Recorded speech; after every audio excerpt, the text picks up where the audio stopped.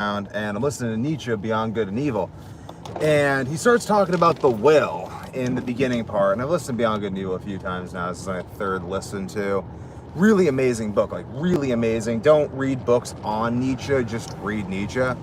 He's easier to understand than people who read him. That's why he's more famous and better. But something C.S. Lewis said, that great men are easier to understand for their greatness than those who write about them. So you should just read the great men directly. But Nietzsche, he's often contrasted as this like anti-Christian character. And I've only really read in depth Zarathustra and Beyond Good and Evil. So maybe I don't have, and I think it's just it, Zarathustra and Beyond Good and Evil. So I don't know if I have an accurate understanding of what everyone means when they talk about Nietzschean philosophy. Because, like I said, I've just read Zarathustra and Beyond Good and Evil. So that's my perspective on Nietzsche, is those two books. And from what I've read of those two books, especially Beyond Good and Evil, because that's the one I've read the most, Nietzsche really isn't anti-Christian. Like, he's actually one of the most fundamentally Christian thinkers and philosophers that I've ever read. And one of the most honest, too. And those go hand in hand. He's just wonderfully honest about what he actually thinks about things.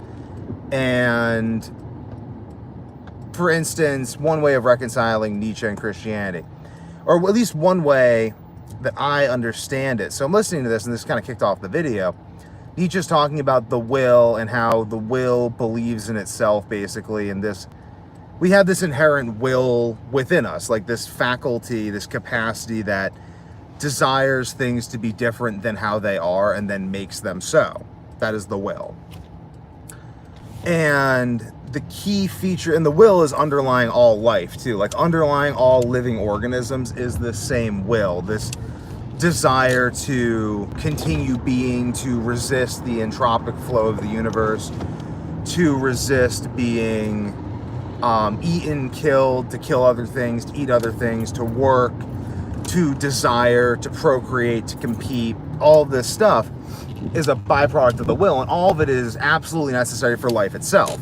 Life itself is this act of willing, and that's one of Nietzsche's fundamental ideas. And honestly, yeah, if you had to give Nietzsche like a fundamental idea, you could put that the will to power underlies life. Very accurate, I agree with that. Also, Nietzsche has the ideas of eternal recurrence, which I don't think is an anti-Christian idea. It just kind of also weirdly reconciles reincarnation and Christianity. And as I've come to Christianity, I've actually come back to eternal recurrence, which is something I used to believe in a lot and really think about a lot. Not believe in, I don't know, and go around just believing in things, but there's models of reality that help me act in a way that is beneficial for me and everyone else now and forever and unto ages of ages. And that's basically the way I try to act. So I don't go around believing that, like, I mean, I believe certain things. Like, I think that certain things, I don't know, it gets weird when you start talking about language, though, and, like, definitions. Like I say, like, I believe that Jesus Christ rose from the dead. Like, what do I mean by that exactly?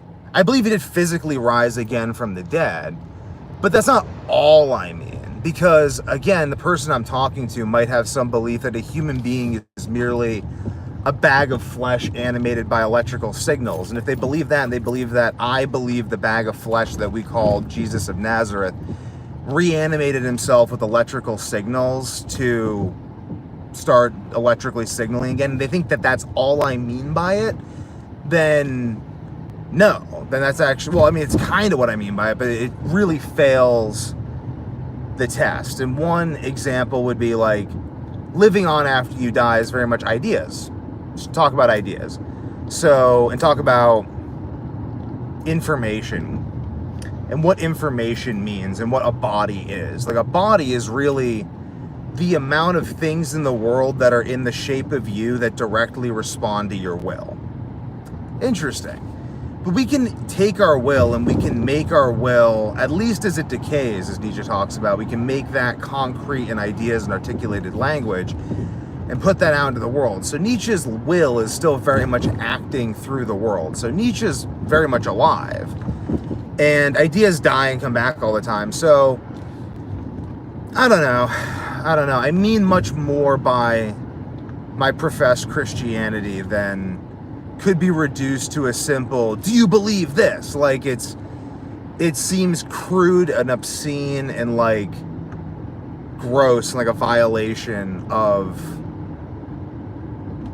the things that I hold dear, not the things that I believe, because what does believe mean, but the things that I hold dear. And like, what does it mean to hold something dear? Well, I have certain modes of being, certain parts of myself, certain reasons and stories I tell myself about the reasons I do things that keep those reasons and ways of being going. And those are supported by Christianity and by ultimately these things I call beliefs. But they're not beliefs, they're modes of being. Like, when I put my, here's a belief. Right now, I believe that I'm not gonna die when I'm driving. Is that a belief? Not so much. There's really just this mode of being that I inhabit in a certain pattern of my nervous system that exists while I'm driving. And I can translate that in a certain perspective into English, which is either I'm driving to this place, which contains the belief that I believe I will not die as I drive to this place. Like, it's all these different things, but it's a mode of being first and foremost. If I just were simply to sit on the couch and say, I believe that I can drive, it doesn't really mean anything because I'm just saying it. Like, someone who's actually driving has much more faith in their ability to drive than someone who merely states a belief that they can drive. In the same way that me using a phone presupposes that I believe in the tenets of electrophysics and the engineering tenets that went into the creation of the phone. My participation in society presupposes my belief that society is beneficial for me. People who simply, like, if my living with my wife and like allowing her access to my finances and all these things and allowing her access to my phone and whatever else I allow her access to, that's the trust. The trust isn't that I say, I trust you. The trust is that my mode of being is a mode of being that we humans call trust. And Nietzsche points this out strongly. I think this is a very, very Christian idea. I mean, it's not an anti-Christian idea, that people will use language to deceive other people, and that really what's going on is always a description of the will. So then we have this will that believes it can drive, that trusts people, that makes value judgments in an uncertain world in order to function in this world and thrive in this world or survive in this world and will other things. And Nietzsche also talks about culture's ability to will. Like, basically anytime something happens, it's not accidental, we will it to happen. I mean, even if I knock something over, it's still in some sense a byproduct, even if it's by accident, of my dysregulated will. The will is that which makes things happen within me, by definition. So when I pray, in a Christian sense, when I pray to the Christian God, I think I pray with my will. Because my will is that which makes things happen, and I subjugate my will to God. And by doing so, I bring my will into alignment with the highest principle. But it's also my will. Like when Christ says, that which you ask for in prayer, you will receive. He's not just saying that, like, if you ask God, because, like, well, what part of you is asking? Is it like the bitchy part of you? Just throwing it out there, because there's parts of you that are like it's parts of me. I'm talking about myself first and foremost. There's parts of me that are like, I don't want to do this. Things are hard. It's cold out. Like, I have to put my socks on, and they're like, I have to go find them, and I don't know where they are, and like, I gotta go make food, and like, food's expensive, and like, it's just this part of me that's just like, it's just, you know, like that part. Is that thing you're like, God, just help me, God, like, God, just make the pain go away. oh my God, oh, like is that the part of you that's praying, or is the part of you that's praying, is it your will? Are you saying, in the name of God, this will be so, I will it to be with all that I am? Is that how you pray? So I find that the things that I pray for, whether I know it or not, because I pray for things all the time, whether I know it or not, they're things I just focus on, that I just want, and I just think about them. Like, if you're an addict, think about that. That's your will praying for stuff. Like, if you're like I'm addicted to getting like success in business right now, and like selling this webinar, because this webinar is going to help so many people, and it's just going to be like the best thing ever. Like, if you have insomnia, this webinar is going to change your life. It's going to give you a new sense of meaning and purpose. You're going to literally like have a new community. You're going to be like, holy cow, like I'm not only sleeping, but everything makes sense. Like, all the pain and suffering I went through, it all makes sense. I know the way. I have all these people who are with me now who went through the same thing, and we're all together, and we're all building a better world where people didn't have to suffer like this. It's literally the best thing ever. So I'm just going ham on this webinar, and it's like an addiction to me. Like, I woke up, I was up at like 1:30 in the morning, 2 in the morning yesterday, and I'm just working on the webinar. I was just like,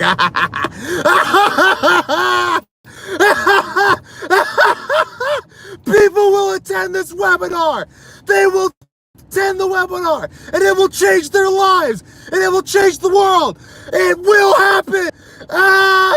God, make this happen through me. I will do anything. I will become anything. I am your instrument. This webinar is the fruit that will deliver the world from hell into your loving arms forever and unto ages of ages. Like, I'm nuts. Like, that's my prayer in my head. So this is gonna happen. It's just if you're praying like that, like you could like chop my arms and legs off, and I would drag myself to my laptop with my chin and type out what I needed to type out with a pencil in my mouth after cauterizing my arms and legs.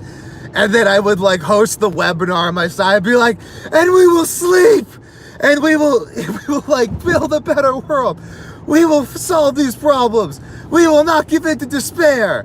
Even though CBTI and all these things have failed us, even though all these things, we've gotten inconsistent results in the past, we will find a way. We will listen to our bodies. We will learn how to understand the deep signals within our bodies that tell us what we are doing is working or not working. And we will develop systems based on these feelings.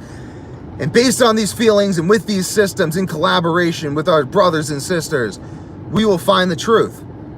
I'll share with you guys all of my different systems. You can try them all out. You see how they all work for you. You talk to each other. You find the ways that work for you. But it's all about listening to your body. It's all about testing the systems, doing what's proven to work. Bruce Lee, like, take what is useful, discard what is not, add what is uniquely your own. Like, I know how to fix insomnia. Like, this fixes insomnia. I've fixed dozens of people's insomnia. Like, just gone from not sleeping to like sleeping again. It's very, very, very systematic. I've done this a ton of times. I've done this for years. It's systematized. This is what works. It's awesome. I'm so happy I can finally deliver this to the world with paid ads. But that's kind of my prayer, though. It's this it's different than just like, God, I just want to like have my webinar work. God, can you just like make sure that people see my webinars, so people like, I wouldn't even have got to that point. I would just be like, God, can you just like send people to me for coaching so I can just coach people who have insomnia. Like, I don't actually want to like create content or struggle or figure out how to reach people in creative ways. I just send them to me, God. Send them to me so I can just have success at this, and just like I can just be successful, because I just need this, God. If that's your prayer, I don't know if it'll succeed. So Nietzsche, this is how you reconcile Nietzsche and Christianity.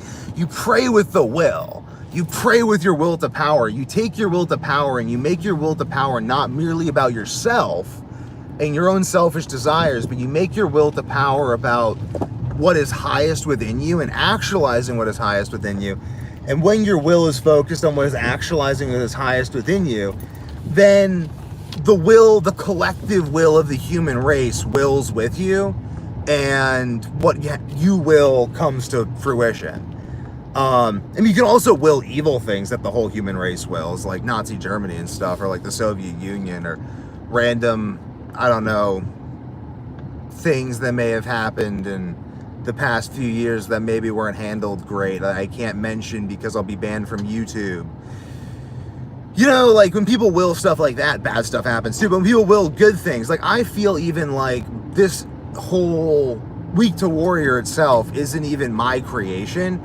It's just coming through me, through the collective will. Like, lots of people have insomnia. I'm just the one that the will chose to manifest the articulation of the solution at this point in time, for whatever reason. I mean, honestly, it's not for whatever reason. It's the fact that it's like suffered for like 10 years and just like was like not sleeping and like having all these horrible health problems, like shitting blood, and like my heels just, they're still kind of cracked and bleeding because my body's still healing from how bad it was. But I'm sleeping though, but like just hormonal problems, erectile dysfunction for like over a year, like candida rashes, crazy cortisol, inability to sleep for like weeks and months on end, just throughout that, just like, I will fix this. It's the will. It was ultimately the will, but it was my prayer through the will. Like that act of like, I will fix this. Even like, I will fix this and help other people. That's why this is happening now. It's because I prayed for it, but I prayed for it through my will, which is why it's actually happening. I didn't pray for it through the part of me that was like, please, I just like want, like, even like I got married. It's like, you have to will, like you have to have this like resolute, like to the pain desire within you that like nothing you could possibly, like, try to just do that investigation within yourself. Try to like figure out how to get to a point where nothing, I don't even know if I'm there. I mean, I'm probably not even there. Like it gets hard. I'm really creative, so I can think of a lot of things that people could do to me that would probably break my will. But I still keep working at it every day, and like whenever I have like a spare moment or whatever, just like how do I become this sort of person who I can truly look the devil in the eyes, look whoever in the eyes, whoever the devil is to you, whoever the devil is at the moment, Pontius Pilate, Caesar, Augustus, I don't know, Pharaoh, whatever, Donald Trump, like, not that Donald Trump's the devil, but people think he is, so it's kind of funny. So, but whoever the devil is to you, whatever like that is, for me, it's this insomnia demon that was like, just whenever I wasn't sleeping, would just tell me to kill myself, because like, just to unalive myself, you know? And like, it's just telling me to like unalive myself, because, yeah, I don't know, it's just the demon, like that's kind of its thing. So for me, it's like that despair kind of thing, but like to look the devil in the eyes and say, there's nothing you could possibly do to me that will break my will. You will have to kill me. And when you kill me, I will have won, because I will have broken your will. You will have given up, because you'll know that you could never have broken me. You'll have broken me not out of triumph. No, you'll have broken me. You'll have killed me not out of triumph, but out of failure. You'll kill me because it's the only thing you can do. I'm such a power of peace, and you can't corrupt me. You just have to take me off the board however you can. And while you're doing that, I'm going to leave such a glorious comet tail of fire and glory behind me that it'll burn the life out of you. Like, that's what you have to say to the devil. And you have to try to think about like who you have to be to say that to the devil, and who the devil even is. What even is the devil? I feel like the devil is very much the whatever force makes you give up. Like the force,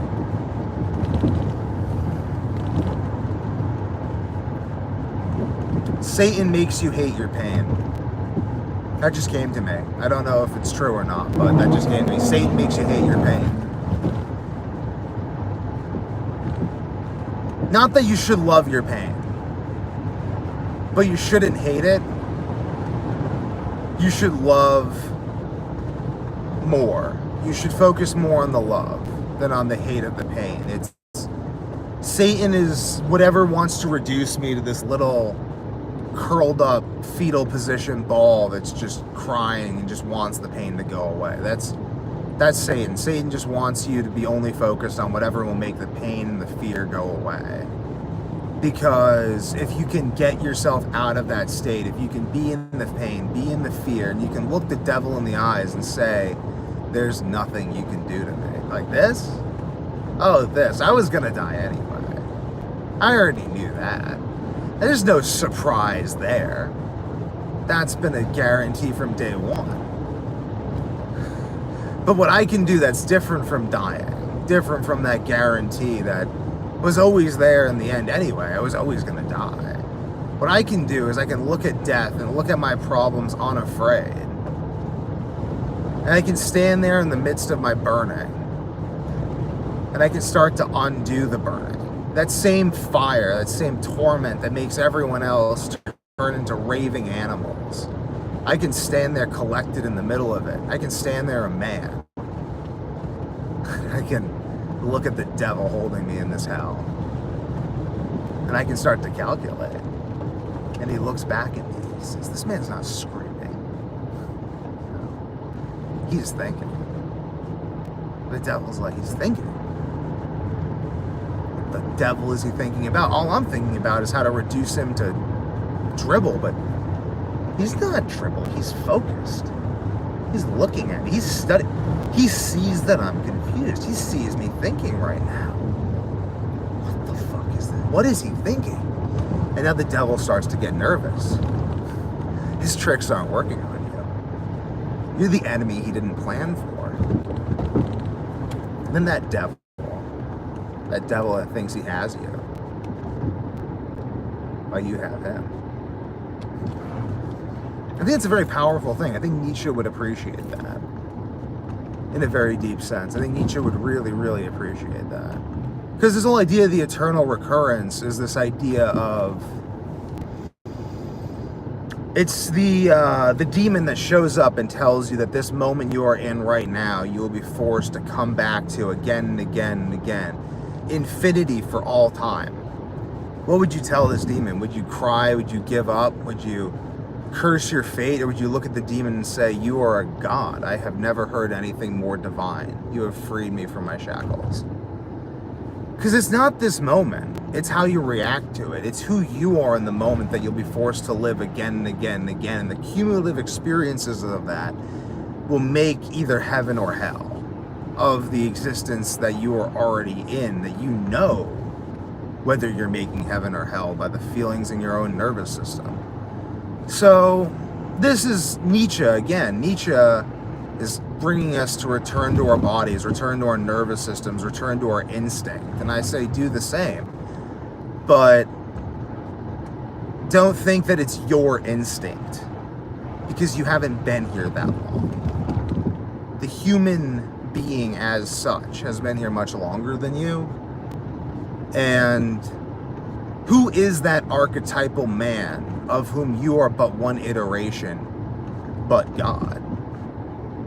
And knowing that there is a man, even in idea, who is God, and that man himself through him is God, and in our actions is God as he creates the world, and will suffer the eternal ramifications of those actions as God, for each moment shall occur eternally, according to Nietzsche at least, then I see a reconciliation of Nietzsche and Christianity that is much deeper than finger wagging and moralizing and the reciting of empty prayers. Not that all prayers are empty, or that a recited prayer need be empty, but often they are. And Nietzsche points us to this. He points us to how much of the words that we use to describe our reality, be they religious or otherwise, are actually used to separate us from our reality.